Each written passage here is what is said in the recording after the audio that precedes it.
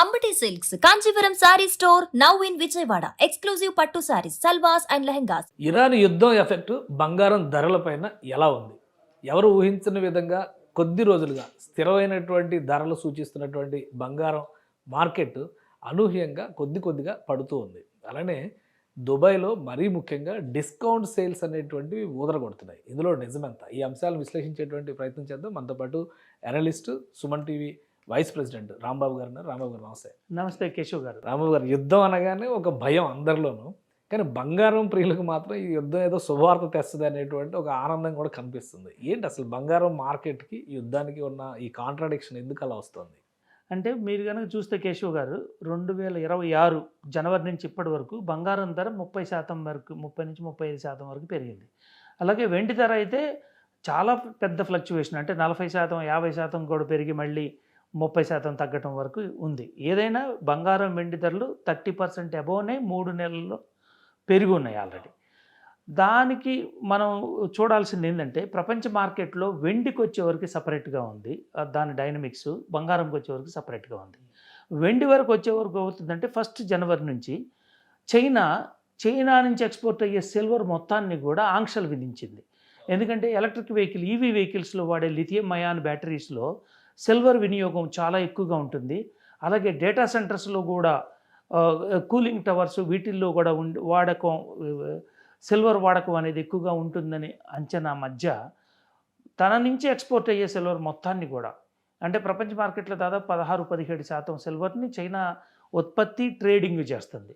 అంటే 16-17% మేర 100 టన్నులు కనుక ప్రతిరోజు ట్రేడ్ అవుతుంది అనుకుంటే 16-17 టన్నులు చైనా నుంచి ప్రపంచ మార్కెట్లో సప్లై అనేది జరగట్లేకపోవటం వలన వెండి ధర అనూహ్యంగా పెరిగింది జనవరి 1 నుంచి. అంతకుముందు నుంచి ఈ రూల్ అమల్లోకి రాకముందే, in anticipation of that rule, traders మొత్తం కూడా దీన్ని ఎక్కువగా పెంచేసి చైనా బూచి చూపించి పెంచేశారు. కాబట్టి సిల్వర్ ధరలో ఇంత గణనీయమైన మార్పు, అంటే 100% కూడా పెరిగిన సందర్భాలు ఉన్నాయి. ఫ్లక్చువేషన్ ఎక్కువగా ఉంది. సిల్వర్ వరకు వచ్చే వరకు ఈ China market electric vehicles, EV వెహికల్స్లో వాడే వినియోగం డిమాండ్ని బట్టి సిల్వర్ ధర ఇంతగా ఫ్లక్చువేట్ అయింది. అలాగే బంగారం ధరకు వచ్చేవరకు ప్రెషియస్ మెటల్స్ ఏదైనా సరే సిల్వర్తో పాటు గోల్డ్ కూడా పెరుగుతూ వచ్చింది. దీనికి ముఖ్యంగా 3 కారణాలు మనం చెప్పుకోవచ్చు. 1 జనవరి నుంచి కాకుండా 2005 జనవరి నుంచి కూడా, అంటే బంగారం నిల్వలు ఏ కంట్రీకైనా సరే, ఏ దేశంకైనా సరే విదేశీ మారక నిల్వలు అంటారు, ఫారెక్స్ రిజర్వ్స్. ఫారెక్స్ రిజర్వ్స్ అంటే ఓన్లీ క్యాష్ మాత్రమే కాదు, దాంట్లో స్పెషల్ డ్రాయింగ్ రైట్స్ అనేది ఉంటాయి, గోల్డ్ నిల్వలు ఉంటాయి, యాక్చువల్ క్యాష్ డాలర్ ఇన్ఫ్లో ఉంటుంది. ఈ 3 కాంపోనెంట్స్ కలయికే ఏ దేశంకైనా ఫారెక్స్ నిల్వలు, విదేశీ మారక నిల్వలు అనేది ఈ 3 కాంపోనెంట్స్ మీద ఆధారపడి ఉంటుంది. 2025 జనవరి నుంచే రష్యా అండ్ చైనా వాళ్ళ డాలర్ మారక విలువని, అంటే డాలర్స్ రిజర్వ్స్ ఏదైతే ఉంటాయో విదేశీ మారక నిల్వల్లో డాలర్ కాంపోనెంట్ని వాళ్ళు గణనీయంగా తగ్గించుకుంటూ బంగారం కాంపోనెంట్ని పెంచుకుంటూ వచ్చారు. అందుకే చైనాలో ప్రపంచంలో దొరికే స్పాట్ మార్కెట్లో దొరికే గోల్డ్ని అంతా కూడా ఎక్కడ దొరికితే అక్కడ చైనా కొని తన గోల్డ్ రిజర్వ్స్ను విపరీతంగా పెంచుకుంటుంది. అలాగే రష్యా కూడా అమెరికా ఆంక్షల కారణంగా వాళ్ళు కూడా ఏంటంటే వాళ్ళ డాలర్ రెమిటెన్సెస్ తగ్గిపోయినాయి కాబట్టి గోల్డ్ రిజర్వ్స్ని ఎక్కువగా పెంచుకుంటూ ఉంచారు. చైనా, రష్యా మాత్రమే గోల్డ్ ఇంతగా పెరగటానికి ఈ 2 మాత్రమే కారణాలుగా మనం చెప్పుకోవచ్చు. కన్జ్యూమర్స్ కనుక వచ్చే వరకు, అంటే ఇండియా, చైనా ఈ 2 బిగ్గెస్ట్ కన్జ్యూమర్స్ ఆఫ్ గోల్డ్ రీటైల్లో. ఈ కన్జ్యూమర్ మార్కెట్లో పెద్దగా ఉత్పత్తి ఏమీ పెరగలేదు, డిమాండ్ ఏమి పెరగలేదు. ప్రపంచ మార్కెట్లో చైనా, రష్యా వాళ్ళు గోల్డ్ని ఎక్కువగా అమాస్ చేయటం వలన. కనుకనే అంటే ఒకటి, ఇప్పుడు అమెరికా, రష్యా, చైనా ఈ ఈక్వేషన్స్ చూసినప్పుడు ఉక్రెయిన్ యుద్ధం జరుగుతుంది కాబట్టి బంగారం ధరలు పెరిగిపోతున్నాయి. అమెరికా కూడా ఉక్రెయిన్ యుద్ధానికి ఎంకరేజ్మెంట్ ఇస్తుంది కాబట్టి అందరూ. ఇప్పుడు ఎవరు ఊహించిన విధంగా ఇరాన్తో యుద్ధం జరుగుతుంది. ఇరాన్తో యుద్ధం జరుగుతున్న టైంలో మాత్రం తగ్గుతున్నాయి బంగారం ధరలు. ఏంటి రీజన్? పైగా దుబాయ్లో గోల్డ్ డిస్కౌంట్స్ అని చెప్పి ఆఫర్ పెట్టి క్లియరెన్స్ సేల్ లాగా చేస్తున్నారని చెప్పి ప్రచారం జరుగుతుంది. ఏంటిది? అంటే వరల్డ్ గోల్డ్ కౌన్సిల్ అనేది గోల్డ్ మొత్తాన్ని ప్రపంచవ్యాప్తంగా ధరలు కానీ, డిమాండ్ని కానీ, కన్జంప్షన్ కానీ ఏదైనా ప్రభావితం చేసేది వరల్డ్ గోల్డ్ కౌన్సిల్. ఈ world gold council head quarters లండన్లో ఉంది.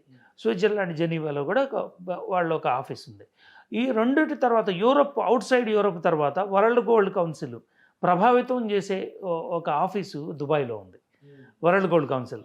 ఎందుకంటే Dubai after world gold council London metal exchange తర్వాత ప్రపంచ మార్కెట్లో బంగారాన్ని విపరీతంగా ప్రభావితం చేసేది దుబాయ్ గోల్డ్ మార్కెట్. ఈ దుబాయ్ గోల్డ్ మార్కెట్లో కన్జంప్షన్ అనేది హోల్సేల్ అండ్ రీటైల్ రెండు ఉంటాయి. అక్కడ ఆఫ్రికన్ మార్కెట్స్ కానీ ఏషియన్ మార్కెట్స్లో చైనా కానీ ఇండియా కానీ ఇక్కడికి వచ్చే వాడకానికి సంబంధించింది ట్రేడింగ్ మొత్తం కూడా దుబాయ్లో జరుగుతుంది. కాబట్టి ఏంటంటే దుబాయ్ మిడిల్ ఈస్ట్ క్రైసిస్ అంటే ఇరాన్ మీద అమెరికా ఇజ్రాయెల్ యుద్ధం చేస్తున్న కారణంగా అక్కడ రీటైల్ మార్కెట్ అనేది మొత్తం కూడా బంద్ అయిపోయింది ఒక 10 రోజులుగా. ఈ 10 రోజుల బంద్ కారణంగా వాళ్ళ ఫియర్ అనమాట. వాళ్ళకి ఏంటంటే వాళ్ళు టన్నుల కొద్ది బంగారాన్ని నిల్వ చేసి వాళ్ళు రీటైల్ మార్కెట్లో స్పాట్ మార్కెట్లో అమ్ముతూ ఉంటారు కాబట్టి హోల్సేల్ అండ్ రీటైల్ మార్కెట్ రెండు కూడా దుబాయ్ మార్కెట్లో ప్రభావితమైనవి. కాబట్టి న్యాచురల్గా దుబాయ్లో గోల్డ్ ధరలు పతనం అవటం అనేది సాధారణమే. ఇది ఈ మిడిల్ ఈస్ట్ ఇరాన్ క్రైసిస్ ఎన్ని రోజులు ఉంటుందో అన్ని రోజులు తగ్గడానికి అవకాశం ఉంటుంది బంగారం ధర. దాని ద్వారా ఏంటంటే కొనేవాళ్ళు భారత్లో కూడా ఈ పెరిగిన ధర కారణంగా రీటైల్ ఇన్వెస్టర్స్ ఎవరు కూడా కొంటలేదు కాబట్టి బంగారం మార్కెట్లో అంటే ఇప్పుడు కూడా ఈ 2-3 రోజుల్లో కొంత డౌన్ఫాల్ కనిపిస్తూ ఉంది. అంటే ఇవాళ కూడా 1900 వరకు తగ్గింది ధర అని చెప్పని. అవును, 10 గ్రాములు 22 క్యారెట్ల బంగారం ధర 1800 నుంచి 2000 వరకు తగ్గింది. అంటే స్థిరీకరించబడింది. లాస్ట్ 10 డేస్ 15 డేస్లో కనుక చూస్తే మీరు ఇంతకుముందులాగా ఒక వైల్డ్ ఫ్లక్చువేషన్ అనేది లేదు బంగారం ధరలో. రీటైల్ ఇన్వెస్టర్స్ కొనకపోవడం అనేది ఒక కారణం అయితే ఇరాన్ క్రైసిస్ ద్వారా రెండో కారణం. మూడోది ఏంటంటే ఇంత వరల్డ్ అనిశ్చితి, పెట్రోల్ ధర ఎప్పుడైతే పెరుగుతుందో ఆటోమేటిక్గా ముడి చమురు ధర ఎప్పుడైతే పెరుగుతుందో కంట్రీస్ అన్నీ కూడా దాన్ని ఎట్లా కంట్రోల్ చేయాలన్న ఆలోచనలోనే ఉంటాయి. ఈ ప్రెషియస్ మెటల్స్ మీద కంట్రోల్ అనేది ఉండదు. కాబట్టి గవర్నమెంట్ ఎప్పుడైతే ఇంటర్ఫియర్ అవ్వదో న్యాచురల్గా ప్రెషియస్ మెటల్స్ ఎప్పుడు కూడా తగ్గుతూనే ఉంటాయి. అంటే ఎలక్ట్రిక్ వెహికల్స్ అనేది యాక్చువల్గా దాంట్లో వాడే సిల్వర్ దాని మీద ప్రభావితం చూపిస్తుంది. సిల్వర్ కూడా తగ్గింది. ఈ గోల్డ్ కన్జంప్షన్ అనేది ప్రెషియస్ మెటల్ కాబట్టి ప్రెషియస్ మెటల్ గవర్నమెంట్స్ కనుక కొనకపోతే చైనా లాంటి రష్యా లాంటివి కనుక కొనకపోతే గోల్డ్ని ప్రపంచ మార్కెట్లో అంత పెద్ద డిమాండ్ లేదు. ఇప్పుడు మళ్ళీ కొత్తగా వెనుజులా నుంచి పెద్ద ఎత్తున బంగారం నిల్వలు అమెరికాకు వస్తున్నాయి, బహిరంగ మార్కెట్లోకి రాబోతున్నాయి. దీనివల్ల కూడా ధరలు తగ్గుతాయి. మళ్ళీ ₹1,00,000 వెళ్ళిపోతుంది. ఒక 6 నెలల క్రితం ఎంత ఉందంటే ఆల్మోస్ట్ సెప్టెంబర్ అక్టోబర్లో ఉన్న ధరలకు వెళ్ళిపోతాయి. ఇది ఒకటి గట్టిగా ప్రచారం. నిజంగా అలాంటి పాసిబిలిటీస్ ఉన్నాయి. పాసిబిలిటీ అంటే gold exchange between the countries అనేది ఎప్పుడు జరుగుతూనే ఉంటుంది. మీరు దుబాయ్లో కనుక చూస్తే ఆఫ్రికా దేశాల్లో నియంత్రణ పాలనలో ఉన్న కంట్రీస్ నుంచి నియంత్రణలంతా కూడా వాళ్ళ ప్రెషియస్ మెటల్స్ బంగారం వెండి తీసుకొచ్చి దుబాయ్లో ట్రేడింగ్ చేస్తారు. ఆ ట్రేడింగ్ అనేది క్లాండస్టైన్ ట్రేడింగ్ అనేది ఎప్పుడు జరుగుతూనే ఉంటుంది. ఇదేంటంటే బ్లాక్ మార్కెట్. మన వాడుక భాషలో చెప్పాలంటే ఈ బ్లాక్ మార్కెట్లో బంగారం ధర ఎప్పుడు కూడా ఫ్లక్చువేట్ అవుతూ ఉంటుంది. అది అఫీషియల్ ఛానల్స్లో రాదు కాబట్టి ఆ బంగారం ధర వచ్చే బంగారం సప్లైస్ ధరను ఎప్పుడు కూడా అఫీషియల్గా ప్రభావితం చేయలేవు.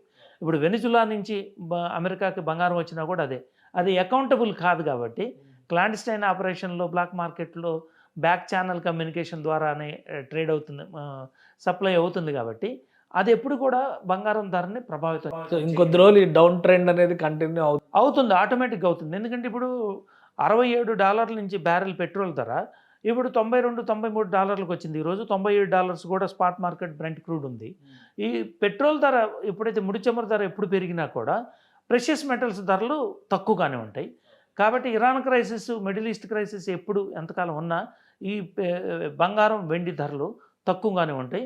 ఇంకా బాటమ్ లైన్ ఇంకా 10% 15% తగ్గటానికి కూడా అవకాశం ఉంది బంగారం. రైట్. థ్యాంక్ యూ రాంబాబు గారు విశ్లేషణ అందించినందుకు. ఇది యుద్ధం ఒకవైపు కొందరికి ఆందోళన తీసుకొస్తుంటే బంగారం ప్రియులకు మాత్రం మంచి వార్తలే తీసుకొస్తుంది అనేటువంటి సంకేతాలు కనిపిస్తున్నాయి. రాబోయే రోజుల్లో కూడా కొంత డౌన్ ట్రెండ్ కొనసాగేటువంటి ఛాన్సెస్ ఉన్నాయని రాంబాబు గారు విశ్లేషిస్తున్నారు. ఇది స్పెషల్ డిస్కషన్. Keep watching.